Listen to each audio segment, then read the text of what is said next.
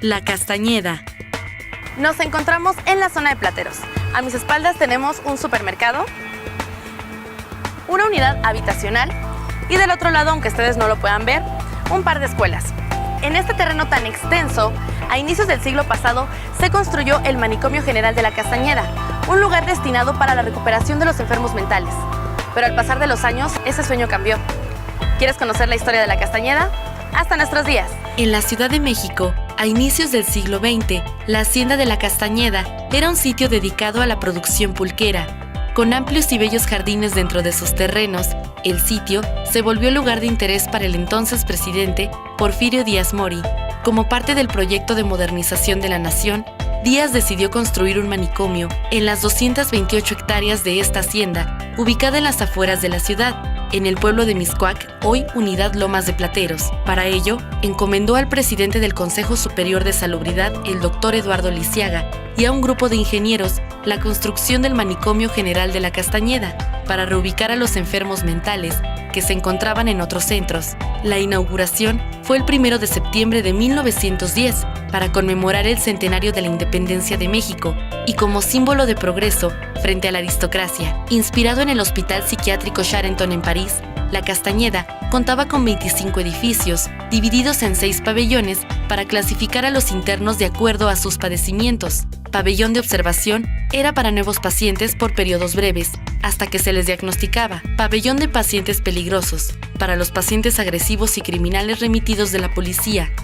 Pabellón de epilépticos, pabellón de imbéciles, donde se asignaba despectivamente a los pacientes con retraso mental. Pabellón de pacientes infecciosos, para quienes padecían males como tuberculosis, sífilis, lepra o fiebre tifoidea.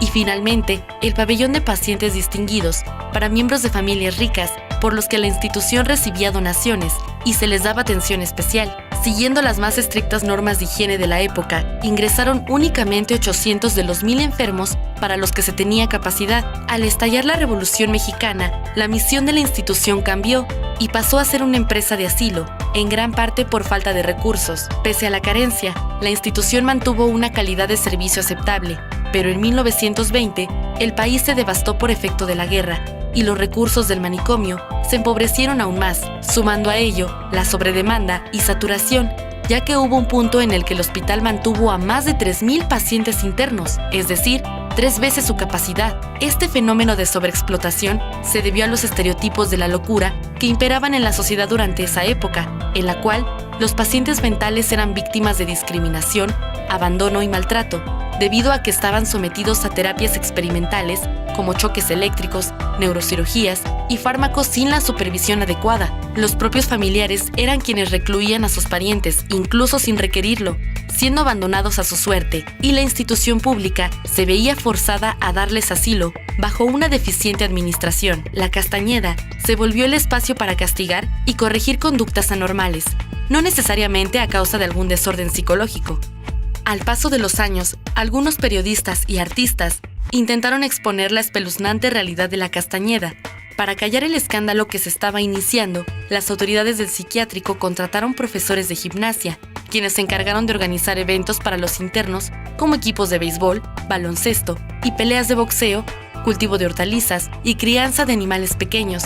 También invitaron a la prensa para demostrar los supuestos avances logrados en la psiquiatría a través de estas actividades y trasladaron a los pacientes recuperables a granjas en las afueras de la ciudad, siendo la primera fundada en 1944 en Guanajuato. En 1968, semanas antes de la inauguración de los Juegos Olímpicos en México, el entonces presidente Gustavo Díaz Ordaz consumó la Operación Castañeda, decisión gubernamental para demoler el Manicomio General, que funcionó durante 58 años en Mixcoac, y reubicar a sus 3.500 internos en 6 nuevos hospitales. La fachada del manicomio fue rescatada por el arquitecto Arturo Quintana Arrioja, quien la compró y trasladó piedra por piedra a Mecameca.